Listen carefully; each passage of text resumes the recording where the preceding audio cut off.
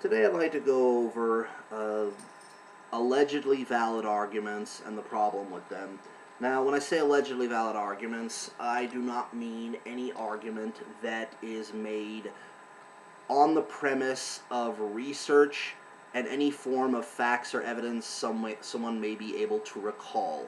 It doesn't matter if any individual is ever wrong or right. If they have done research and legitimate research, then they are to be commended for having an argument that they can present.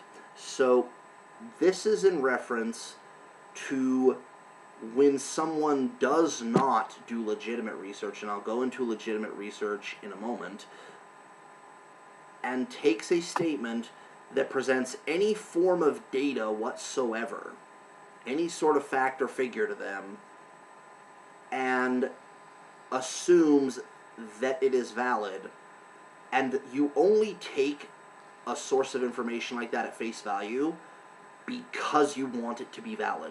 So whether you're going to admit it to it or not, you have deemed it valid because it agrees with you. The other situation where you have an allegedly valid argument is when somebody can create a well-spoken point. They can present their case with enough charisma and enough command of the English language that on merit of how well it is presented, it should be deemed valid.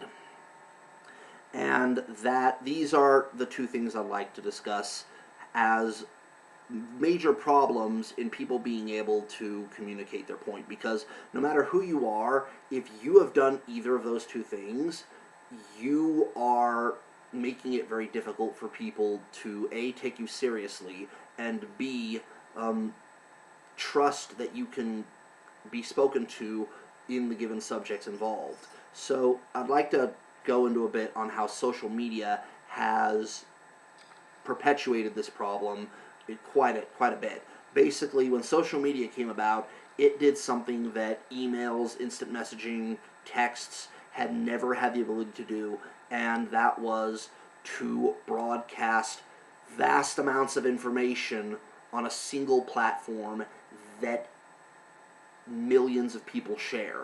And what happened is, when people saw this vast network of information available, it quickly took to those who do not like to do research in the first place. Because I'm going to be honest, all of us who were born in the 80s, raised in the 90s, or of that, or before then, knew what it was like to have to do research the hard way. Go to the library, or look up a computer that didn't have internet connection, and basically do research the hard way. Now, people have such access at their fingertips that I would commend somebody for doing a Google search. I would commend somebody for actually using a search engine and looking up multiple search results to find information and verify it from one source to the other, because that's what legitimate research is. But there are people who will look at social media and the information displayed on there and consider it sufficient research, and it's not. Social media is exclusively people posting what is appealing to them with literally no filter to determine legitimacy of information whatsoever. There is zero incentive to verify somebody's information as legitimate before they post it, other than their own integrity to do so. And if you're not the type of person to research other people's information, you're probably the type to not research the information you're sharing. And so the problem with this is that, like I just said, there's little to no means of verifying content validity, but people take advantage of all of that information out there to deliberately maximize their desirable input and minimize undesirable input. They can control what sources feed them information. And so that creates a source of input that is extensive.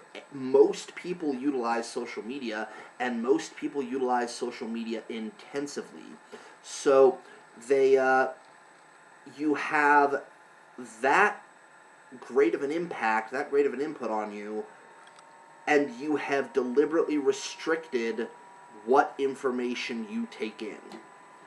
That isn't a benefit to you. That hurts you, because at that point you are going to inevitably, whether you do it consciously or subconsciously, only going to hear what you want to hear. And when you only hear what you want to hear, that never is parallel with what is true. It is never parallel. Every human being at some point in their life, in fact at numerous points in their life, wants to hear something that isn't true because it is more soothing to whatever ails them at the moment. And so after enough time of this, this intake starts to set a rejection standard. Basically, the rejection of anything that isn't appealing to you becomes routine. And this doesn't stay on Facebook or any other form of social media. Sorry, that's Facebook is all I do. But it follows you everywhere. You have now set a pattern, a behavioral trend in one setting of your life that is going to follow you everywhere else, and you are going to reject anything that you don't want to hear. And anything that you don't want to hear, you will morally quantify as wrong so that you don't have to hear it. And when you hear something that holds a degree of legitimacy you can't dismiss, which is going to happen, people are going to hear things they don't want to hear that sound so good that they're probably true. And in order to do that, in order to get away from this, they will divert the subject in the hopes of avoiding the answer or casting blame, because they don't know how to answer. After all of that processing of information that they wanted to hear, they don't know how to accept an answer that is valid that they don't want to take in. They don't know how to accept an argument that they don't know how to fight. So they will dodge the subject, or they will blame them in some form or fashion. And myriad of terms will fly from there. Racist and bigot are the two most common these days. If you call somebody a racist or a bigot, then of course their opinions are valid, and you have no reason to listen to them because they're a despicable human being. And this trend is happening as a result of people having so much control over where they receive information from that they have become uncomfortable not hearing what they want to hear. And especially uncomfortable in a scenario where they cannot control not just the input that they give, that they receive, but that they give. And that the term, I believe, for that is echo chamber. People have grown accustomed to hearing what they want to hear and being able to reciprocate without being challenged. And it has resulted in them utterly rejecting not just things that oppose what they believe in, but something that is merely too different for their ability to be comfortable with. And it has resulted in many people not being able to communicate with each other.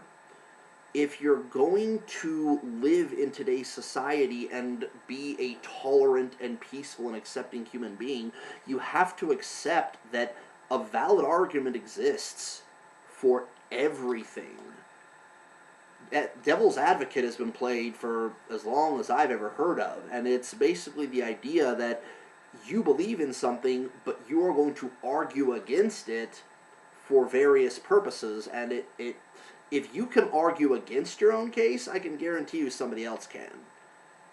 People need to accept that just because you believe in something doesn't mean it's right, and doesn't mean that they're wrong, and just because they're right doesn't mean you're wrong, and even if you're wrong, that doesn't mean that your belief is wrong. I mean, what I'm getting into is the gray area of how human interaction works, and I need to devote more time to that than just this video. But bottom line is, it's okay for a valid argument to exist outside of your realm of belief.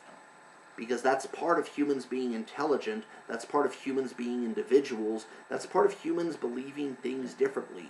And if you don't believe in that, then you need to stop acting like you're a tolerant human being. That's just my thoughts on the matter. Now, if you liked what I delivered today and you like my other videos, please subscribe. I'd like to deliver these messages to more of you. And, well, that's all I have for this video. Peace.